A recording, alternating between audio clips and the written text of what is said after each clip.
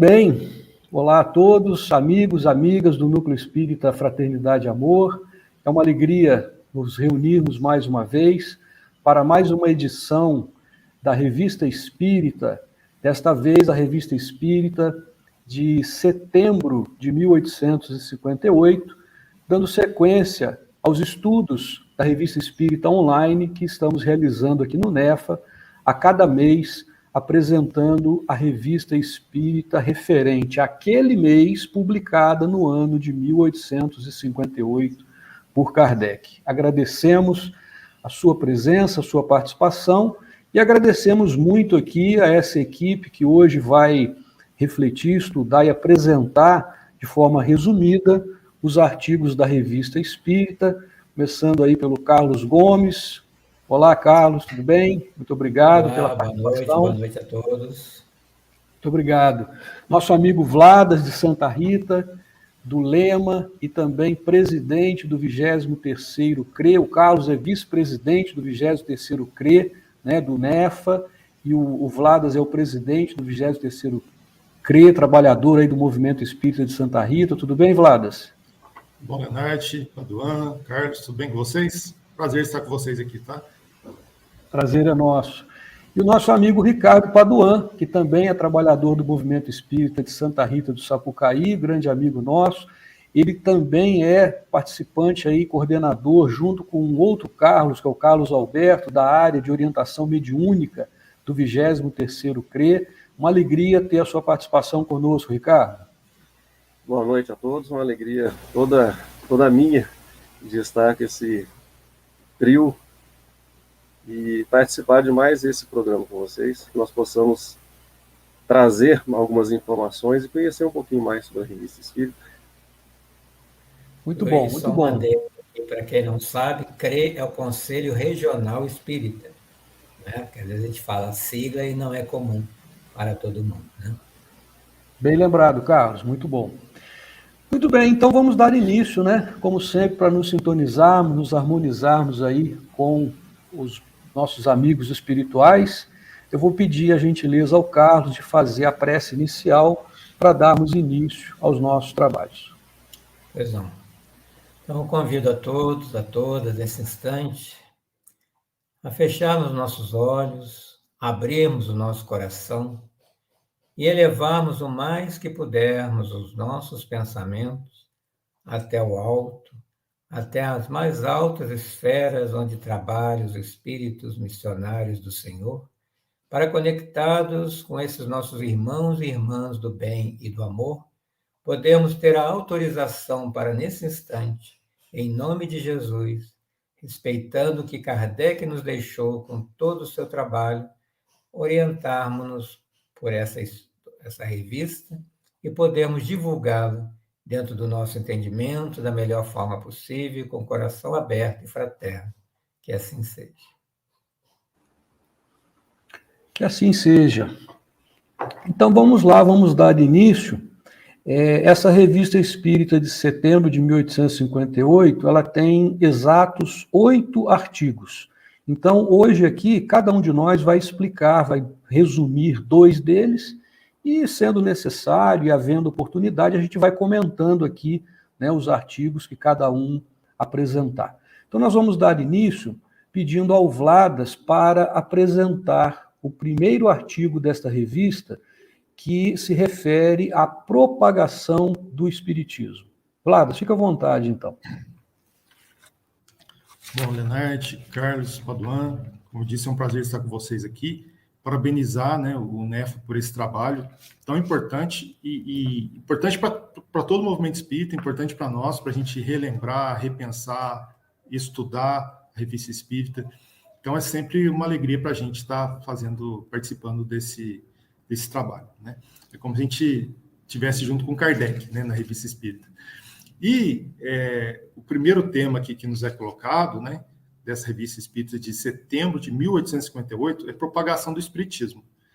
É um tema super importante, super relevante na época e super atual nos dias de hoje, né? Porque o movimento espírita está passando por um fenômeno de propagação, inclusive, muito interessante hoje. Inclusive, estamos, nesse momento, agora vivenciando um fenômeno novo de propagação da doutrina espírita, né? Que a gente está transmitindo aqui a doutrina espírita, a revista, por meio, né, no caso aqui do YouTube, né? Então isso é muito interessante. Mas o Kardec nos traz uma série de reflexões sobre a propagação da doutrina espírita, né? E ele nos chama a atenção, no início aqui, principalmente pelo seguinte, que pensou-se, imaginou-se que a doutrina espírita ia se propagar principalmente ou primordialmente pelos fenômenos materiais que ocorreram e ainda ocorre até hoje, né? E a ideia era essa. Então, por exemplo, vamos imaginar assim, se um médium materializasse ou desmaterializasse um espírito ou qualquer fenômeno, né, que envolvesse a doutrina espírita ali, fenômeno que deixasse evidente a presença dos espíritos, isso seria o grande chamativo. E como, de fato, isso realmente foi um chamativo, né? Só que Kardec nos traz uma reflexão importante, né, que hoje eu acho que ela é bem ratificada pelo que a gente vê no movimento espírita atual, que é o seguinte, que existe, né, além das questões dos fenômenos físicos, existe o fenômeno científico, o fenômeno moral da doutrina espírita, que esse sim é o grande baluarte da doutrina espírita, né? E ele nos traz, inclusive, uma historinha muito interessante da macaquinha, do macaco e do nós, né? Essa historinha basicamente é a seguinte, né? Então tinha um nós ali, a macaquinha foi comer o nós, estava com a casca meio verde, mastigou ali e jogou fora porque estava ruim, né? O gosto não estava bom. E o macaco, né, que era já mais experiente, né, mais vivido, mais sábio, com mais reencarnações, ele não fala isso, né, mas ele pegou, viu o nosso, quebrou a casquinha e comeu a parte que estava dentro, né, que era a parte mais gostosa, e saboreou essa parte. Então eu penso, né, que essa reflexão que ele nos traz é justamente de nós buscarmos saborear o que está dentro da doutrina espírita, daquilo que está mais profundo na doutrina espírita, e saborearmos dentro de nós, saborearmos nos nossos corações. E aí o Kardec vai chamando a atenção, principalmente pela própria Revista Espírita, né, que com poucos meses de existência já tinha milhares de assinantes. Então isso é bastante interessante, né? Assim, já teve várias pessoas assinando e participando da Revista Espírita de vários locais do mundo. E ele cita alguns aqui, que eu vou citar aqui, como Paris, Escócia, Holanda, Bélgica, Prússia, Moscou, Nápoles, Florença, México, Xangai, até Xangai, gente, Canadá, Estados Unidos. Ele não cita o Brasil aqui, mas com certeza devia ter também, né? E ele fala para nós, né, que as raízes do espiritismo estavam se alicerçando em todo o planeta. E quando eu estava fazendo essa leitura, me veio uma reflexão assim, que eu não sei se vocês já tiveram, que será que Kardec imaginava, né, que a raiz mais forte, ou a rama mais forte da raiz, iria fixar no Brasil, né? Será que ele tinha alguma intuição? Vocês conhecem alguma coisa disso? Não, né? Acho que nunca teve nenhum elemento nesse sentido, né? Mas é uma coisa curiosa, né? De repente, ele nunca passou pela cabeça dele, né, que o Brasil, que é um país que era um país em desenvolvimento, né, menos materialmente evoluído que os outros, né, e em todos os sentidos, iria ser a grande raiz ali, que iria não só entremear pela terra, né, fértil do espiritismo, mas também gerar ramas, né, que esses ramos e essas sementes pudessem depois ser replantados, como está sendo hoje, né, nos outros países, né? Então, esse é um ponto bastante interessante, né, que a gente começa a pensar aqui sobre essa temática, sobre essa primeira parte. E só para a gente estar concluindo aqui, né, o Kardec deixa claro, então, que o maior fenômeno da doutrina espírita é o fenômeno da ciência e da moral, né? E eu fecho a minha apresentação com uma pergunta-reflexão, né? Eu deixo aberto aí para vocês. Chico Xavier, ele era o quê? Um fenômeno físico, um fenômeno científico ou um fenômeno moral? a gente... como que a gente classificaria o Chico Xavier, né? E eu comecei a refletir nisso. Poxa, o que o Chico Xavier é, né? E aí a gente encontra nele um fenômeno físico presente, talvez na maior extensão que a gente possa conhecer no planeta Terra, né, em termos de fenômenos mediúnicos. Temos um fenômeno moral profundo no Chico Xavier, né? Fenômeno moral profundo. E temos um fenômeno científico profundo.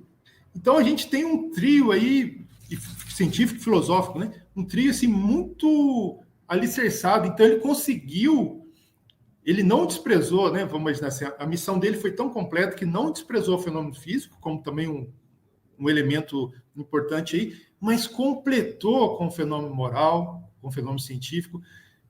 Com as mais de 450 obras dele, está evidente ali esse casamento do fenômeno físico com o fenômeno moral, com o fenômeno científico e fenômeno filosófico. Era isso a minha colocação, deixa aberto se vocês quiserem complementar. Na verdade, ele sintetizou a doutrina espírita nele mesmo, né? No comportamento, na sua obra e em toda a sua vida. Agora, a questão científica, faltou um estudo, né, mais objetivo sobre o seu trabalho. Ficou muito religioso, né, ficou muito até mesmo naquele ar de mistério, de fenômeno, de resolver o problema do próximo, e não foi, né, melhor pesquisado. Mas que bom que ele existiu, né, entre nós.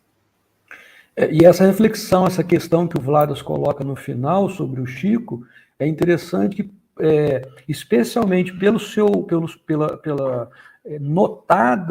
notadamente desenvolvimento moral, né, das suas qualidades, da sua humildade, do seu trabalho, da sua caridade, ele é reconhecido, inclusive, muito fora do movimento espírita por outras religiões, porque mesmo aqueles que não acreditam na mediunidade, né, na capacidade da comunicação do Chico com o mundo espiritual, reconhecem a pessoa, o ser humano bom, que foi caridoso, né, esse exemplo moral que o Vladas falou, e que tanto contribuiu nesse tema de propagação do espiritismo no Brasil, e talvez até, com toda certeza o Chico foi um deles, tem vários no Brasil que contribuíram e levaram o nosso país a difundir, a propagar tanto a doutrina espírita, atualmente, muito mais até do que na própria França, onde ele nasceu, se originou, não é isso? Muito bom. Só para fechar, assim, se a gente pegar as obras dele, a gente vai encontrar elementos científicos da história da religião, científico com relação a questões físicas, questões de todas as áreas pedagógicas, de todas as áreas da ciência, vinculadas, entrelaçadas profundamente, né, com a doutrina espírita, né? Então, realmente, foi um ser completo aí que talvez não, com certeza a gente tem que agradecê-lo, porque talvez sem ele a gente não estivesse aqui hoje, né, trabalhando. Sem dúvida. Muito bom, Vladas. Muito obrigado aí pela... filosófico, né? Eu acho que fica agora por nossa conta da gente reconhecer tudo isso. Sem dúvida, Ricardo. Veio o exemplo, aí teve que, de tantos outros, vir o Chico Xavier para nos dar exemplo de novo e para ver se a gente consegue tirar proveito desses ensinos. Né? Então agora fica por nossa conta. A bola está com a gente agora, né, Ricardo? Com certeza. Vários aí que tem essa missão, né? Inclusive falando assim, só para fechar agora essa primeira parte, a propagação do espiritismo, nós temos aqui representantes, né, na nossa região, voltando a falar da importância desse trabalho federativo, né, do movimento espírita, do 23º Conselho Regional Espírita aqui na nossa região, que tem por objetivo fazer isso, congregar esse movimento, divulgar o espiritismo, manter essa propagação da doutrina espírita. Não é isso? Muito bem. Então vamos ao segundo artigo da Revista Espírita, que vai ser agora explicado pelo nosso amigo Carlos, e vai trazer para a gente aí um aviso de além-túmulo. Que aviso é esse, Carlos? Muito bem. Os jornais da época, eles publicavam algumas histórias, né, historietas, ficção ou realidade, né, que era comum, como um folhetim. E Kardec, ele não perdia, né, nenhuma oportunidade de ensinar, né, como pedagogo, como professor, né, que continuou sendo, ele republicava essas historietas na Revista Espírita para aproveitar algum ensinamento, né? Então, nós vamos encontrar nessa revista de setembro de 1858 a seguinte história, que já tinha sido publicada em outro jornal. Diz a história que um homem viajava para a Itália e, ao hospedar-se, né, numa pousada, durante a noite, né, muito cansado, né, era viajante, ele dormiu e, de repente, ele percebeu no quarto um espectro que se levantou da sombra e veio caminhando com passos pesados em direção à sua cama, parou rente à cabeceira e ele viu que era um homem, né, de meia idade, cabelos grisalhos, mas ele percebeu que ele tinha a garganta cortada, né, com algumas feridas ali abertas, e aquele susto, né, ele viu que o homem ficou em silêncio, olhando fixamente para ele, e de repente ele falou, né, com uma voz surda: eu te conheço, você soldado como eu, homem de coração, incapaz de faltar com a palavra. Então eu quero lhe pedir um serviço que muitos prometeram, mas não cumpriram. E aí ele narra: há 3 semanas fui morto pelo hospedeiro dessa casa, ajudado por sua mulher, e o meu cadáver está escondido sob um monte de lixo à direita, no fundo do galinheiro. E eu quero que você, amanhã, vá procurar a autoridade aqui do local, traga 2 policiais aqui para interrogar esse casal, e eu tenho certeza que eles vão se trair. Adeus. E o rapaz, ao despertar pela manhã, ele se lembrou, né, que tinha acontecido. Mas ele ficou pensando: não, foi só um sonho, não tenho que me incomodar com isso. E seguiu viagem. Em outra noite, hospedado, né, em uma outra casa, assim que ele acabou de fechar os olhos, novamente o espectro se levantou da sombra e veio até ele, agora com um ar triste, mas com tom ameaçador. Eu me admiro ver um homem como tu faltar ao dever. Esperava mais de sua lealdade. Meus assassinos estão vivos e estão em paz. Minha vingança está em tua mão. Em nome da honra, eu te intimo a retornar até lá e fazer o que te pedi. O hóspede, então, passou a noite inquieto, né? Não conseguia dormir direito, não sabia se era sonho, se era realidade.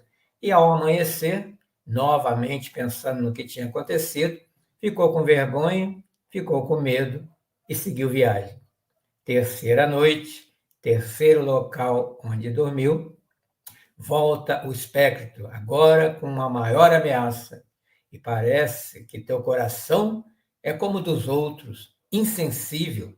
Venho te pedir pela última vez, ou você retorna até lá onde se encontra o meu corpo, ou será um maldito. Aí, dessa vez, o viajante resolveu cumprir o que lhe fora pedido, voltou até o local, foi ao magistrado, solicitou os soldados, e ao chegar em casa, o casal se empalideceu e acabou confessando o crime, como se alguma força, né, os incitassem a falar a verdade. E aí, à noite, esse viajante agora seguindo viagem numa outra cidade, o fantasma aparece mais uma vez, não estava mais bravo, mas estava agradecido. Obrigado. Quero reconhecer o serviço que me prestaste.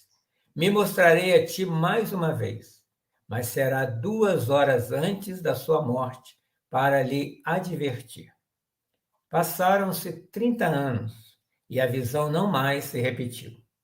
No entanto, num jantar com os amigos, esse nosso amigo, né, nós estamos chamando aqui de hóspede, ele se lembrou que esquecera alguma coisa, né, no quarto em cima e subiu as escadas, foi até o seu quarto. Chegando lá, ele entrou, né, sem acender a luz para buscar o que ele precisava e, de repente, ele vê, né, esse fantasma aparece para ele, não pronuncia nenhuma palavra, não faz nenhum gesto e desaparece em seguida.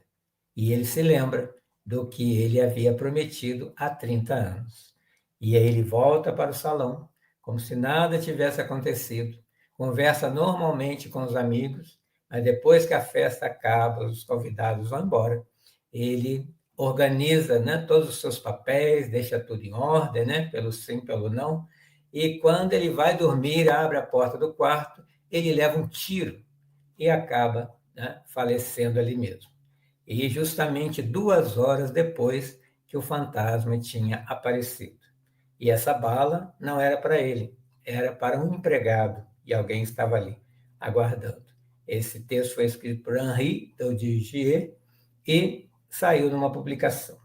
Então, o que Kardec fez? Ele não questionou se a história é verdadeira ou se é uma ficção. Ele quer questionar aqui, a partir desse conto, se essa situação é passível de acontecer.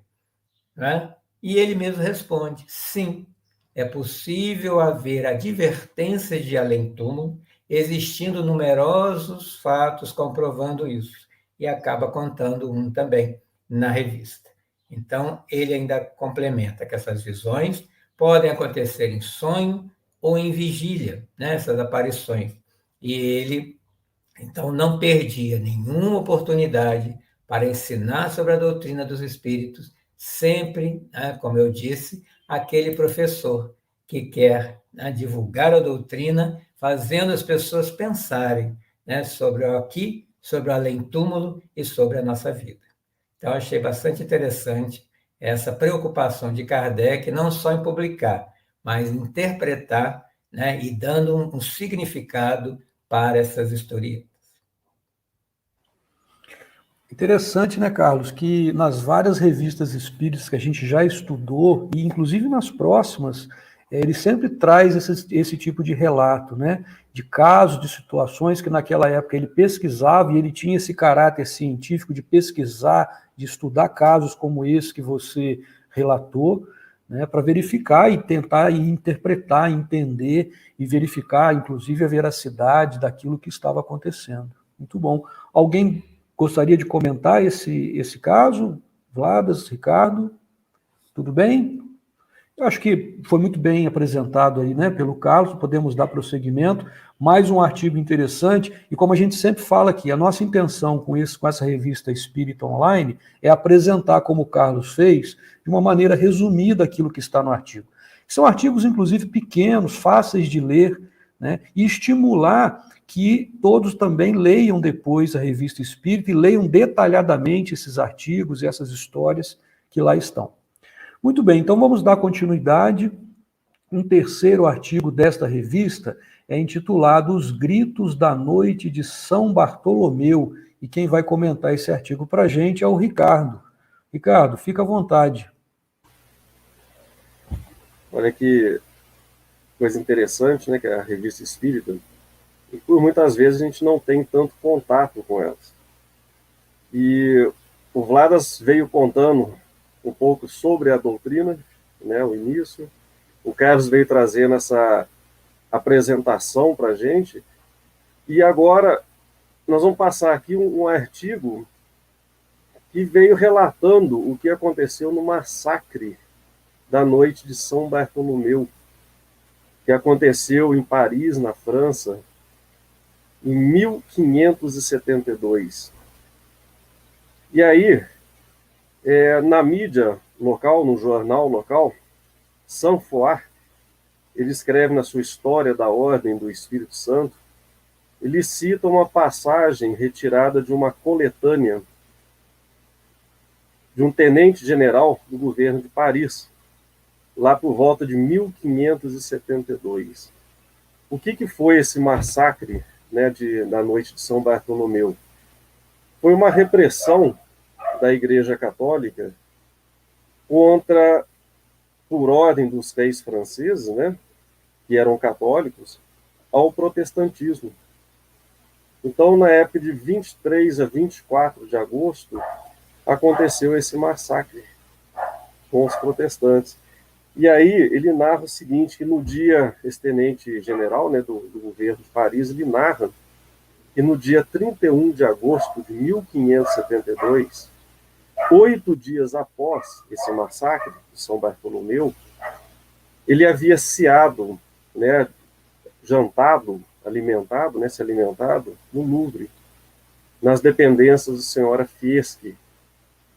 E aí ele conta que, após essa refeição, eles se assentaram às margens do rio Sena, ali para respirar um ar fresco, e aí, de repente, eles começaram a ouvir no ar um barulho horrível, de vozes tumultuosas, gemidos, gritos, raiva, furor.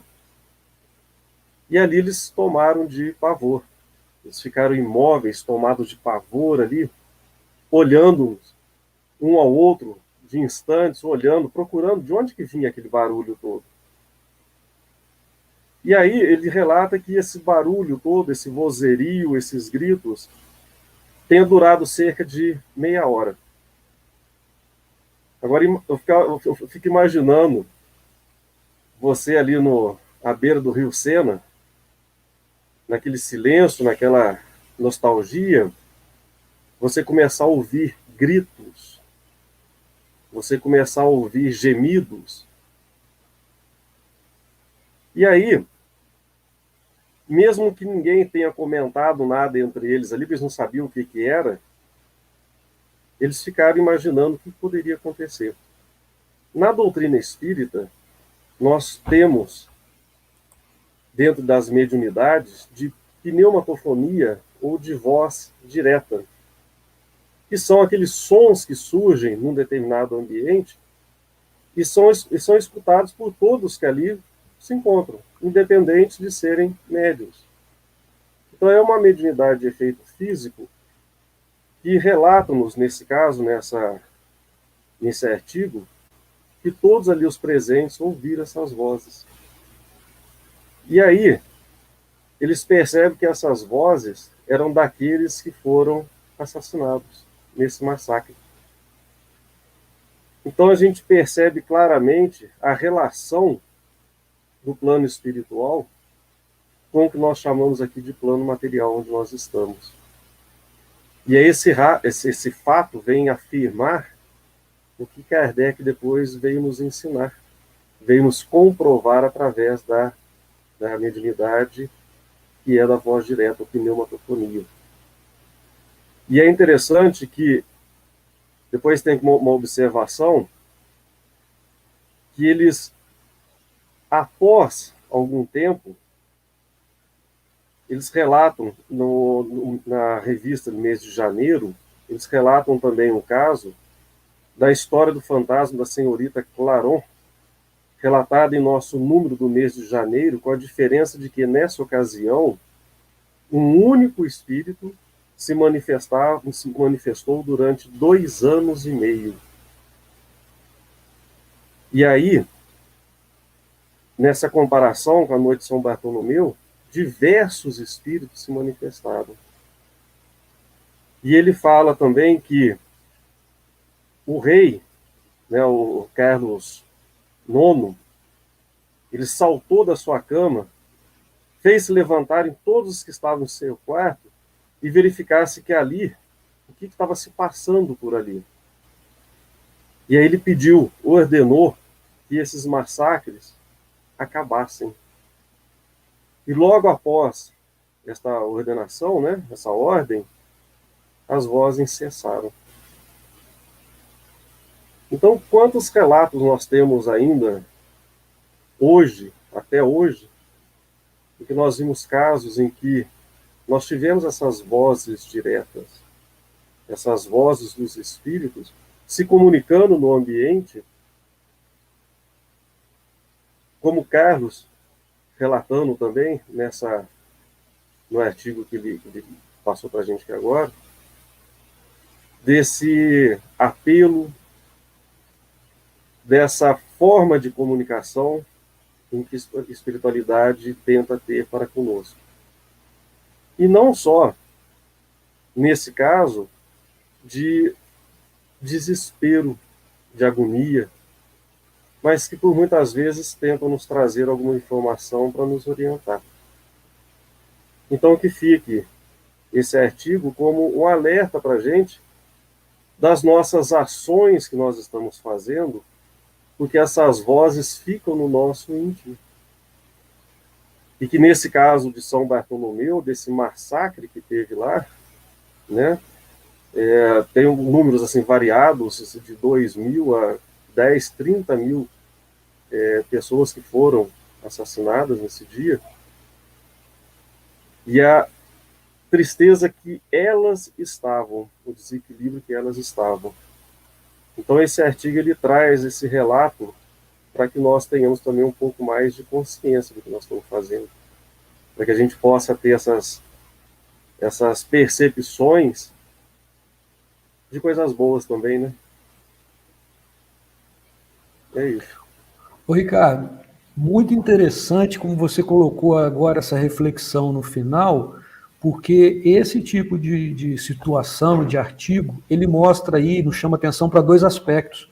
O fenômeno em si, quer dizer, essa comunicação dos espíritos através da voz direta, que é diferente, né, quando o médium consegue ouvir os espíritos, e aí é um médium que tem a capacidade ostensiva de ouvir um ou mais espíritos, que não é o caso. Nesse caso, eram pessoas que estavam ali, que várias pessoas, independente da capacidade mediúnica ostensiva, né, da audição, elas percebiam aquelas vozes, elas escutavam aquelas vozes, né, que é o fenômeno da voz direta, que não é um fenômeno assim tão comum e tão frequente, mas existem diversos relatos desse.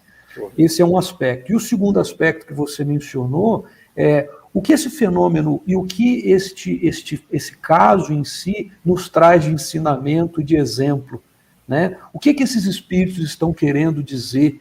E aí eu volto na questão que o Vladas colocou, que é o âmago da questão, que é o núcleo da questão, que é a parte principal que a gente tem que analisar. Tem o fenômeno que mostra a continuidade, a presença de espíritos que estão se comunicando, mas, além disso, ele traz um significado, ele tem aí um chamamento para todos nós, uma mensagem, não é isso? Eu vejo muito aqui também no final que ele fala quando o rei Carlos IX, né, ele envia um destacamento dos seus guardas para impedir esse massacre, ou seja, o que nele se transformou?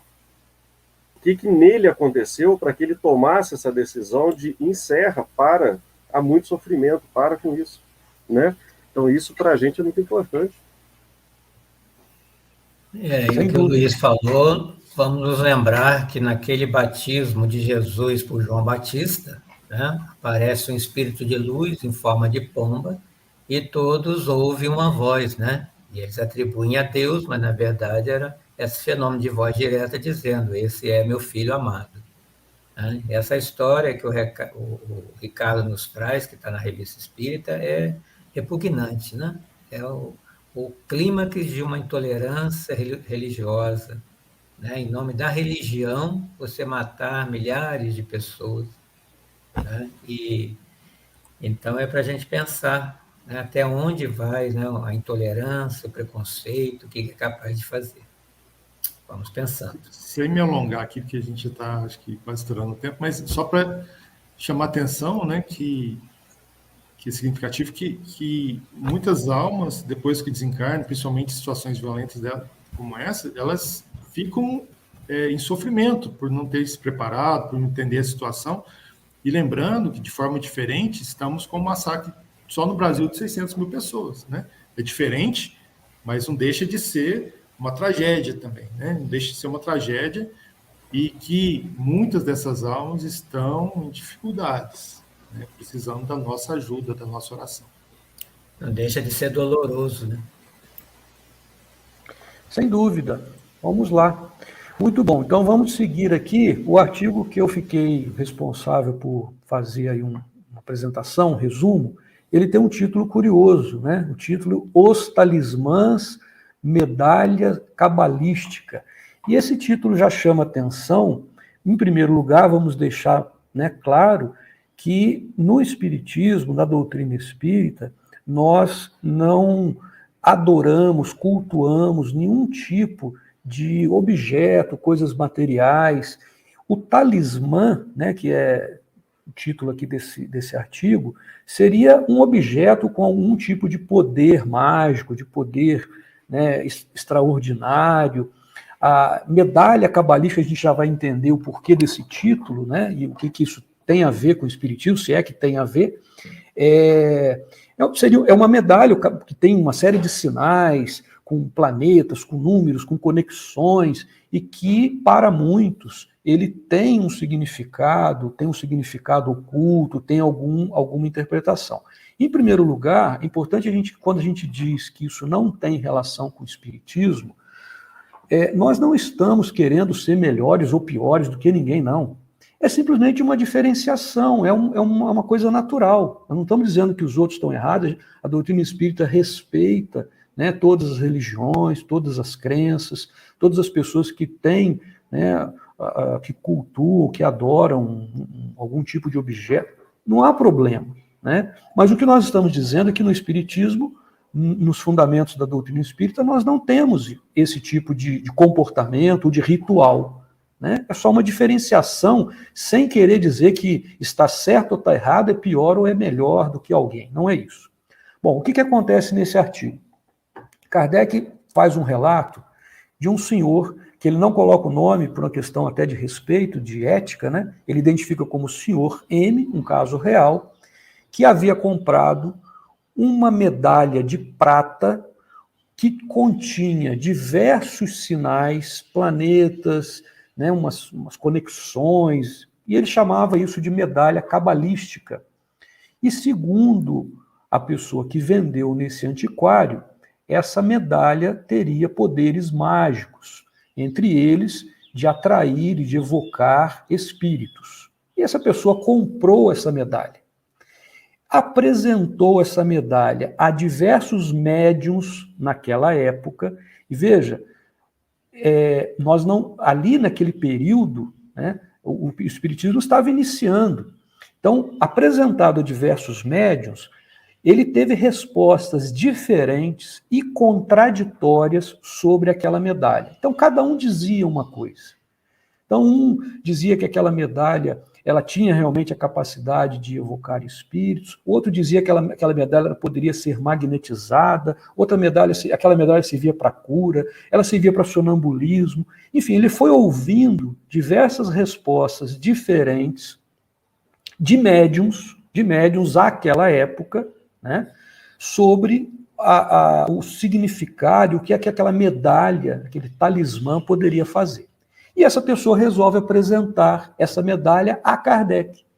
E Kardec, então, pedindo que Kardec consultasse os espíritos superiores sobre o real significado daquela medalha.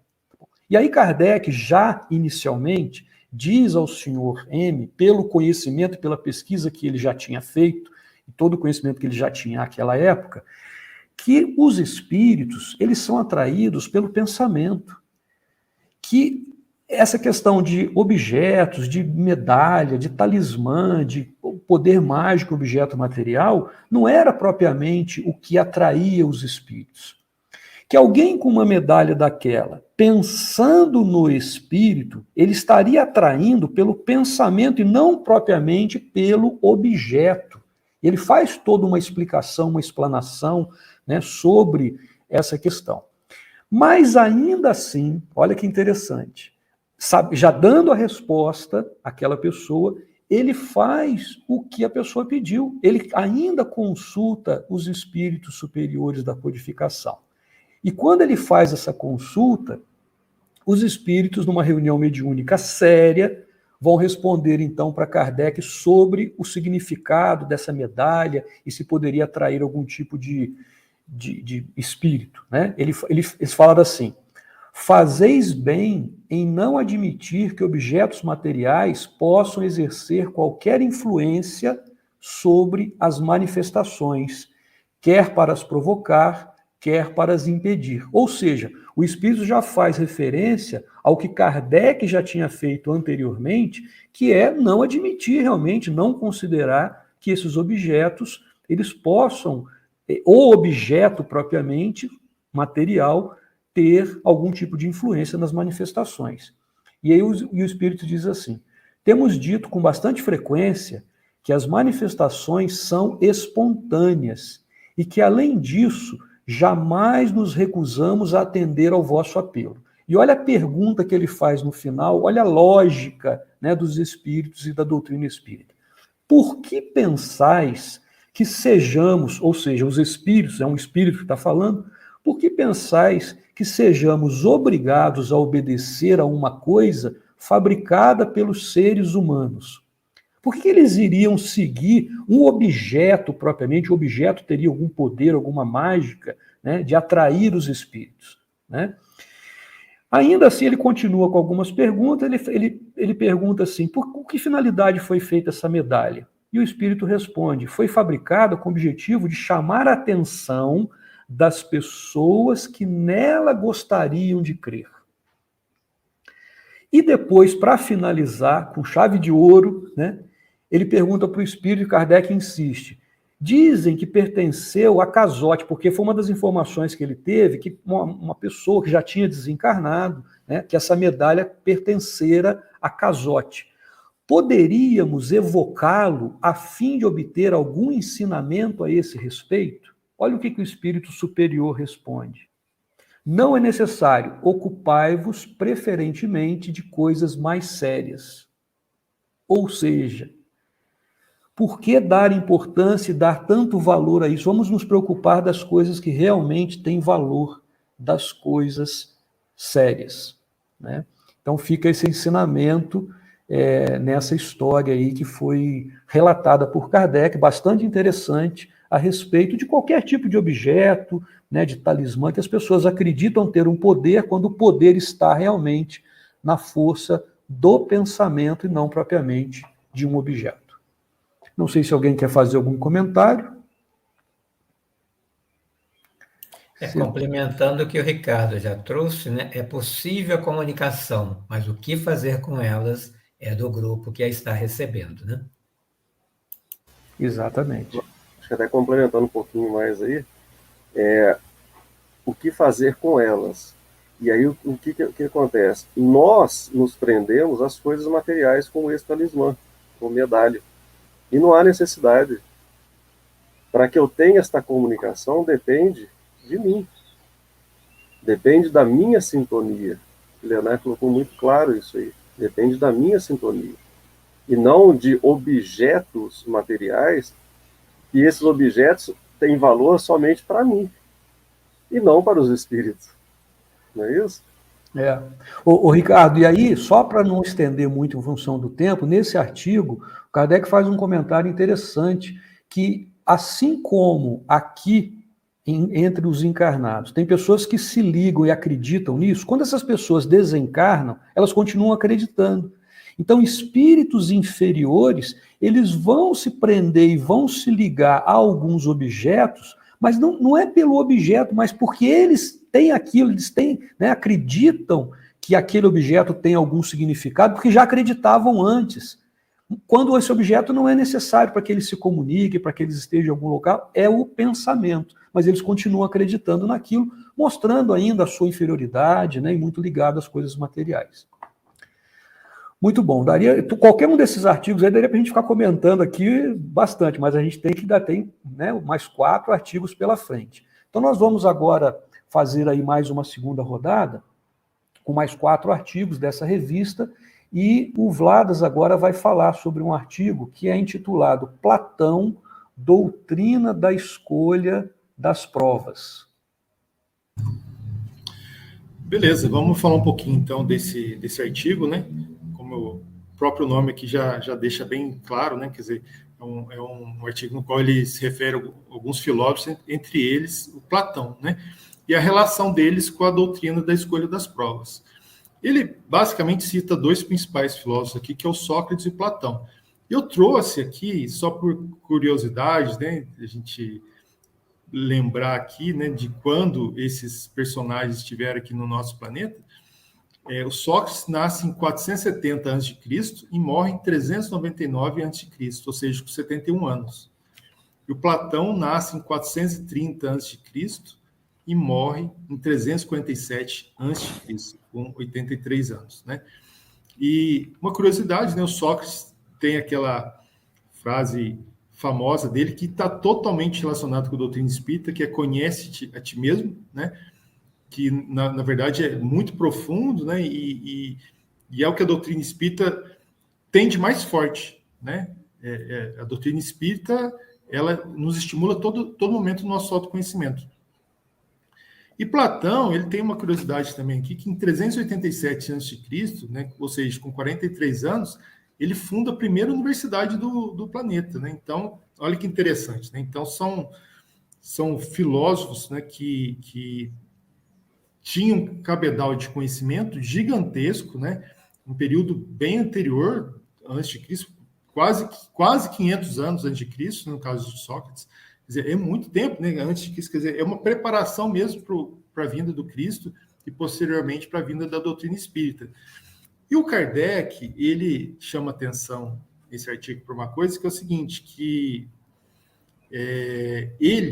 o Kardec, humildemente, fala assim, olha, eu não tinha conhecimento, né, de que esses filósofos abordassem, ou tivessem abordado algumas temáticas relacionadas à questão da reencarnação.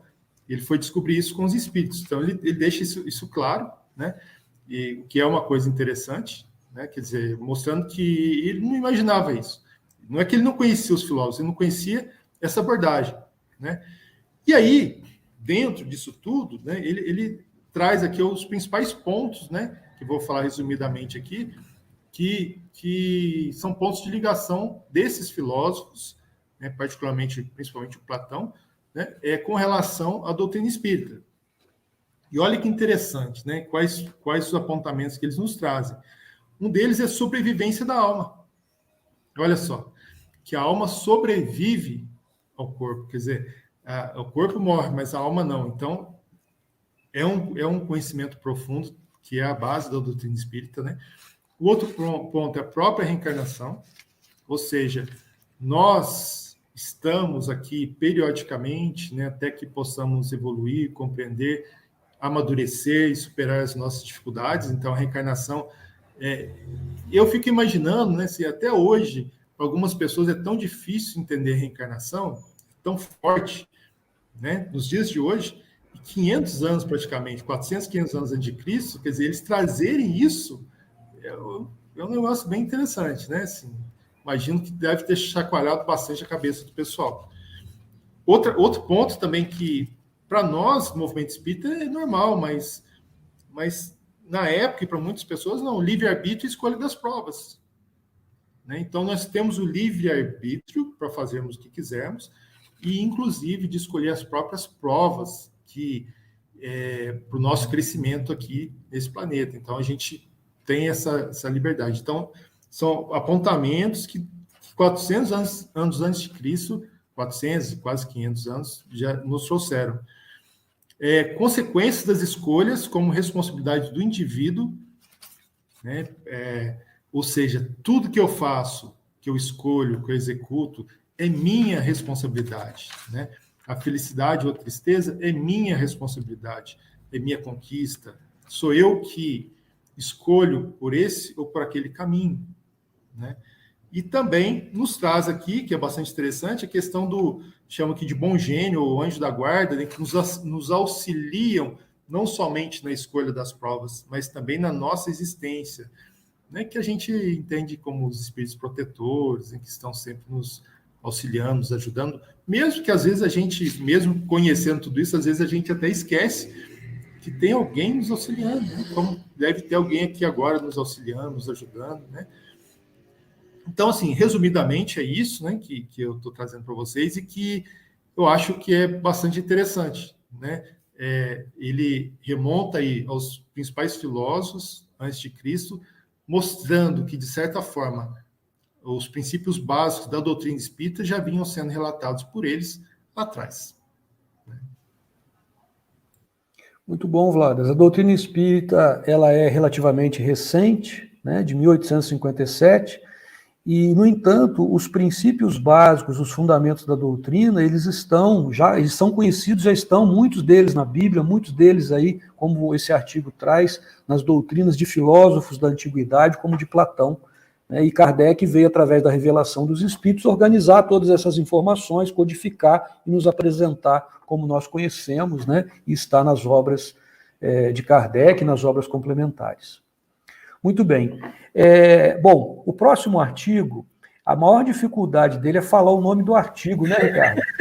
Nós deixamos para o Ricardo, porque ele é o internacional aqui do grupo, e eu vou tentar falar, ele vai tentar falar também. O nome desse artigo é Senhora Schwabenhaus, ou alguma coisa semelhante que o Ricardo vai poder confirmar, e ele está numa sessão que é de conversas de além-túmulo, conversas familiares de além-túmulo. Ricardo, fica à vontade.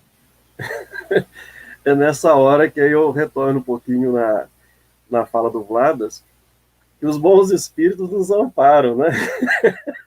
Quem sabe tem um poliglota aqui junto comigo que vai me ajudar a falar. Mas eu acredito que seja por aí, viu, Leonardo? Então, na Revista Espírita, na parte lá de conversas familiares de além-túmulo, aí trata do caso da senhora Schwabenhaus, letargia estática. E como é importante a gente ter o conhecimento, o estudo sobre esses casos. Porque a letargia, na ciência médica, hoje ela é conhecida como um estado profundo e um estado prolongado de inconsciência. Então, ele é muito semelhante ao sono profundo que nós temos. Só que a pessoa pode ser despertada e ela dá a impressão de estar morta. Então, eu vou contar um caso particular, porque eu passei por um estado semelhante a esse, onde eu tive uma parada cardiorrespiratória, estava consciente, mas eu sabia o que estava acontecendo ao meu redor. E eu tinha que fazer alguma coisa para fazer movimentar alguma parte do meu corpo, para que a equipe médica não me considerasse como morto. Então, nesse caso, ela conta o seguinte. Segundo um jornal local lá, né, no Correio dos Estados Unidos, vários jornais relataram o fato que a seguir apresentamos e que nos pareceu fornecer matéria para um assunto interessante. Diz o Correio dos Estados Unidos que uma família alemã de Baltimore acaba de emocionar-se vivamente com um caso singular de morte aparente.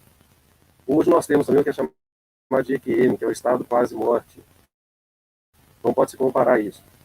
A senhora Schwabenhaus, há longo tempo enferma, parecia ter exalado o derradeiro suspiro na noite de segundo para terça-feira. As pessoas que dela cuidavam puderam observar todos os sintomas da morte. O corpo estava gelado e seus membros tornaram-se rígidos. Após ter prestado ao cadáver os últimos deveres, e quando tudo na câmara mortuária estava pronto para enterro, os assistentes foram repousar. Esgotado da fadiga, o senhor Schwabenhaus, o marido dela, em breve os acompanhou, também foi deitar. Estava mergulhado num sono agitado, quando, cerca de 6 horas da manhã, a voz da esposa feriu-lhe o ouvido. A princípio julgou-se vítima de um sono, mas o seu nome, repetido várias vezes, não mais lhe deixou qualquer dúvida, precipitando-se de imediato para o quarto da esposa. Aquela que era tida por morta estava sentada na cama, parecendo fluir de todas as faculdades e mais forte do que nunca, desde o início da doença. A senhora Schwabenhaus pediu água e depois desejou tomar chá e vinho. Rogou ao marido que fizesse adormecer a criança que chorava no quarto vizinho, mas ele estava muito emocionado para isso e correu a despertar as demais pessoas de casa. Sorridente, a doente acolheu os amigos e domésticos que, trêmulos, aproximaram-se de seu leito. Não parecia surpreendida com o aparato funerário que lhe feriu o olhar. Sei que me acreditáveis morta, disse. entretanto, estava apenas adormecida. E logo em seguida a esse fato, ela veio a falecer. Então ela ainda recobrou a sua consciência, os seus movimentos, saiu do estado letárgico e logo em seguida, pela sua doença que ela já se encontrava, ela veio a falecer.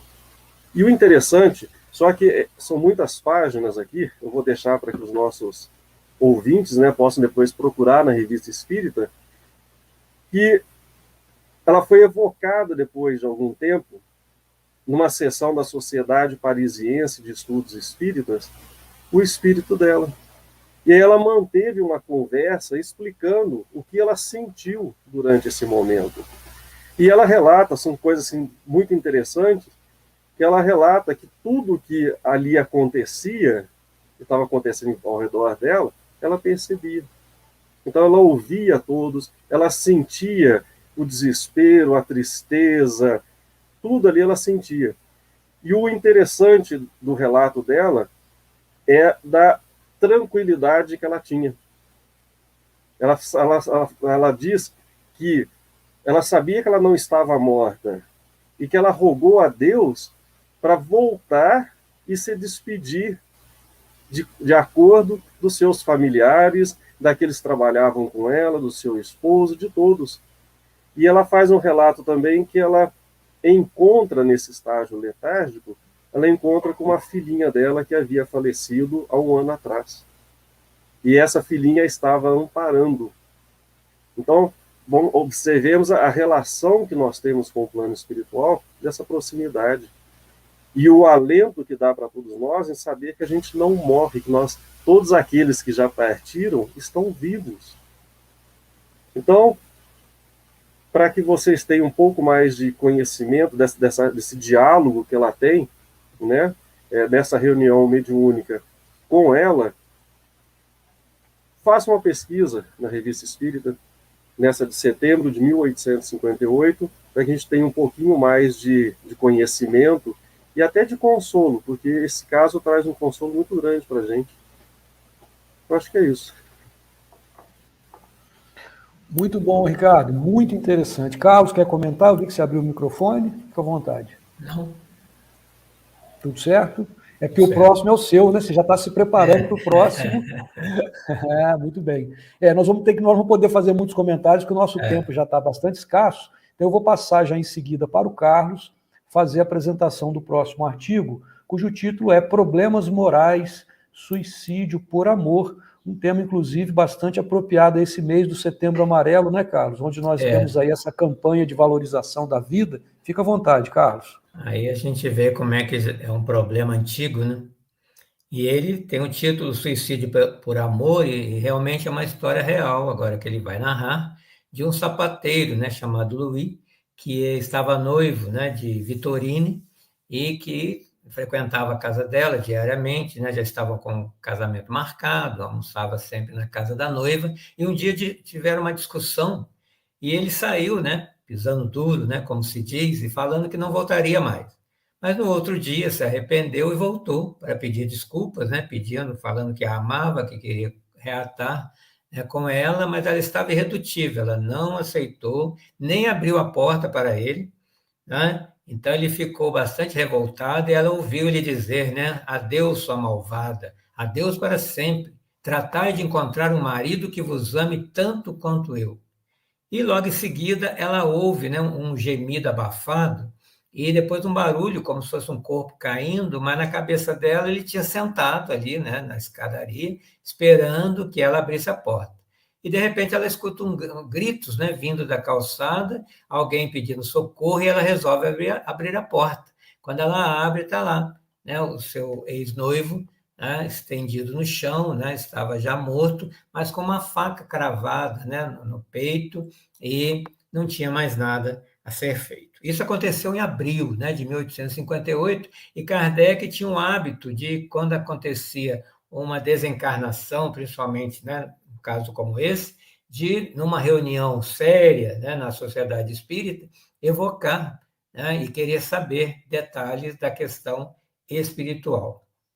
Então, lá os espíritos superiores se comunicavam E ele aproveitou, em agosto, né, já passado alguns meses, perguntar para o Espírito Superior sobre esse caso, se a jovem tinha responsabilidade na morte ou no suicídio do sapateiro. E eles respondem que sim, porque ela não o amava. E Kardec, né, insiste em mais perguntas, dizendo, então ela deveria se casar com ele, né, para evitar essa infelicidade? E os espíritos dizem que, de qualquer maneira, ela iria se separar dele, ela estava aguardando somente uma ocasião, né, porque ela não partilhava dos mesmos sentimentos que ele. Né? E Kardec, mais uma vez, vai perguntar, por causa da responsabilidade dela, o suicídio de Louis é desculpável? Olha o que eles respondem. É menos criminoso do que aquele que é planejado por querer libertar-se da vida por covardia.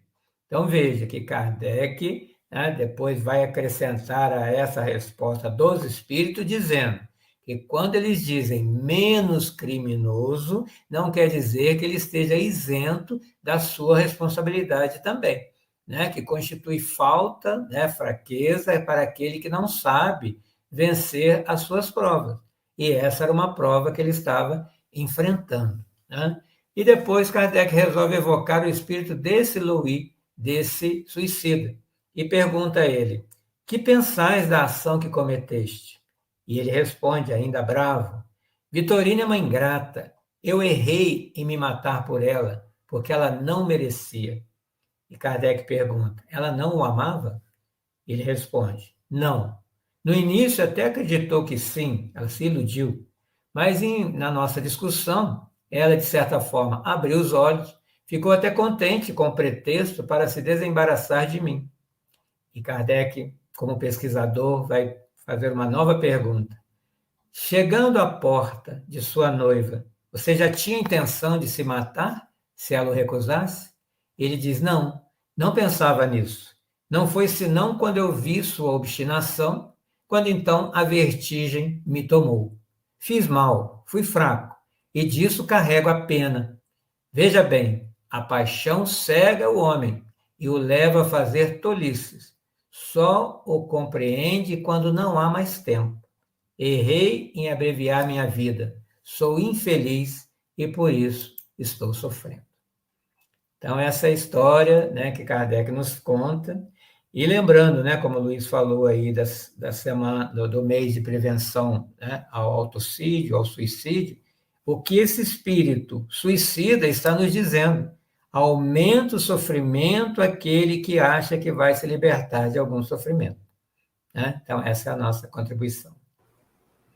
Muito obrigado, Carlos. Aliás, em todas as comunicações, assim como essa que Kardec trouxe de algum espírito que se suicidou, quando ele tem alguma consciência, a possibilidade de se comunicar, de um modo geral, a palavra é arrependimento, né, do ato cometido, porque, por maiores que sejam os problemas, eles vão ver que os problemas não terminaram, muitos se suicidam achando que vão acabar, né, que vão se extinguir a sua vida, e a vida continua, e tudo continua, né, numa outra dimensão.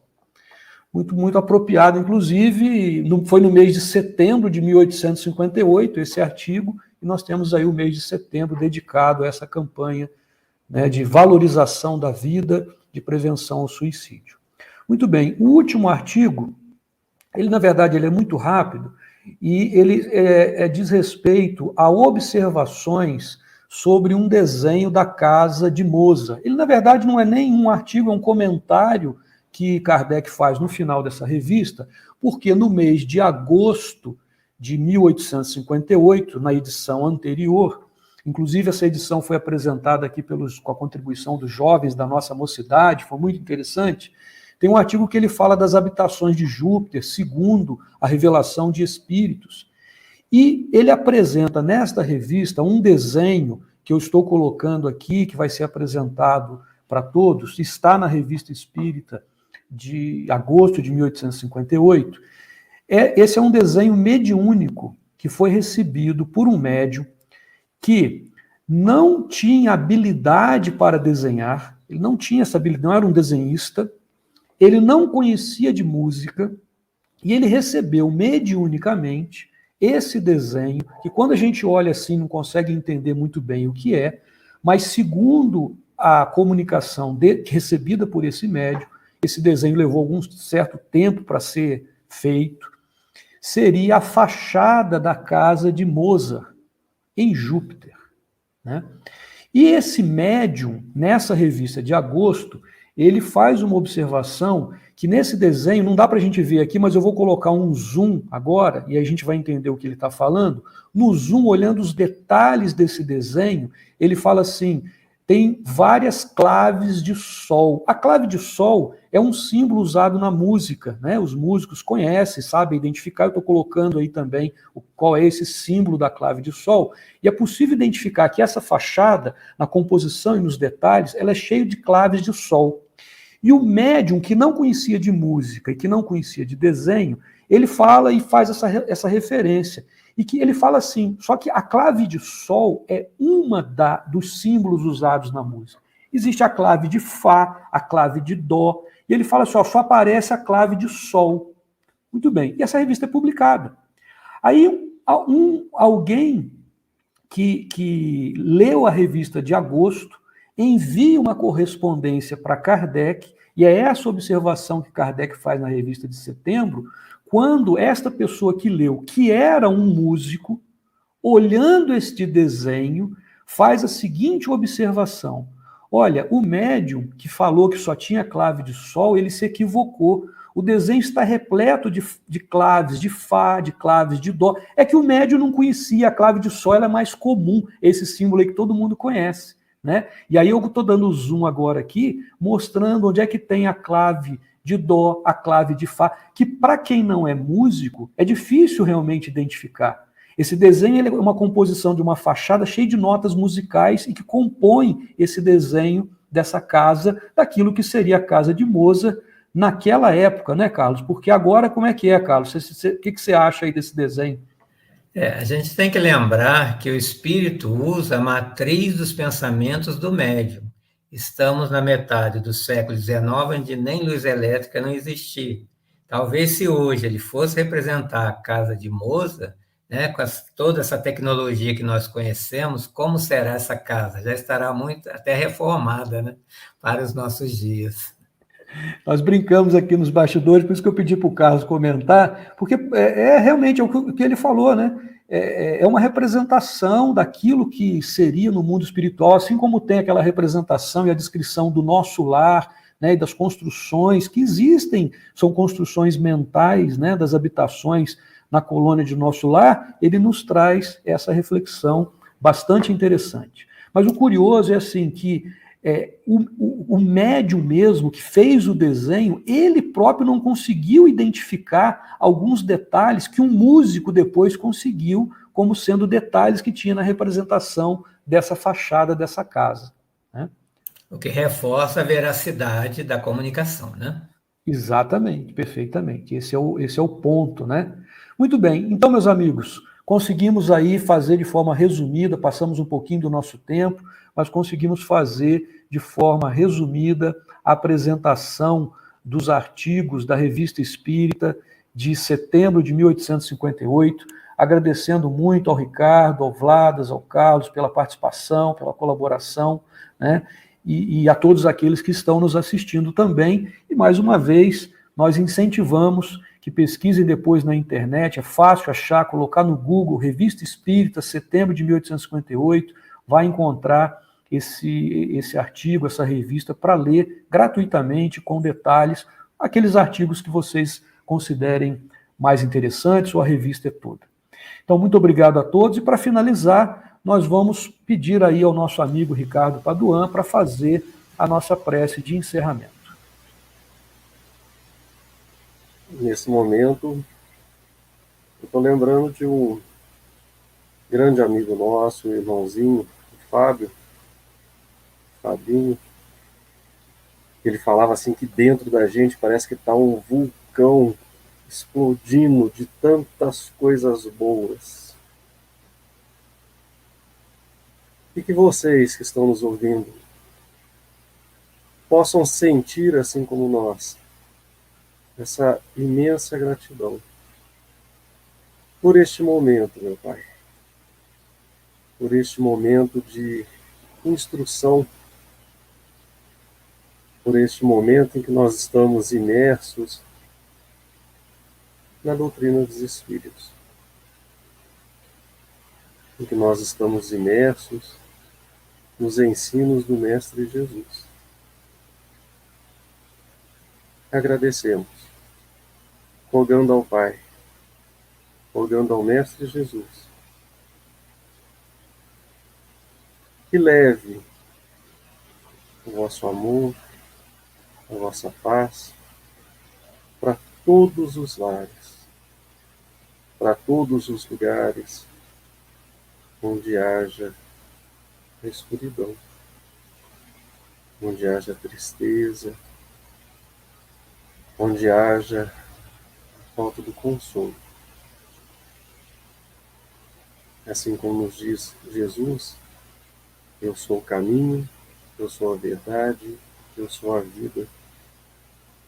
Que possamos então estender as nossas mãos e caminhar junto a Ele. Muito obrigado a todos, muito obrigado.